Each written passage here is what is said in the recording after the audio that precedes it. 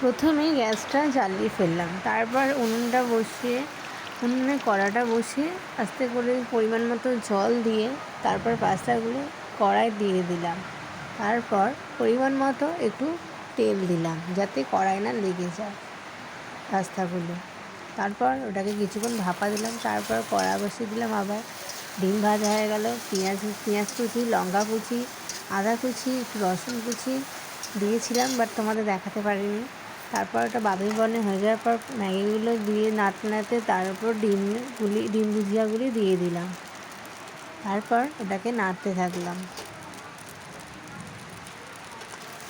নাড়তে কিছুটা হয়ে এলো পাস্তা। তারপর কী করে দিতে হবে বলো তো? তারপর দিতে হবে একটু পাস্তা মশলা দিয়ে দিলাম। তারপরে পাস্তা।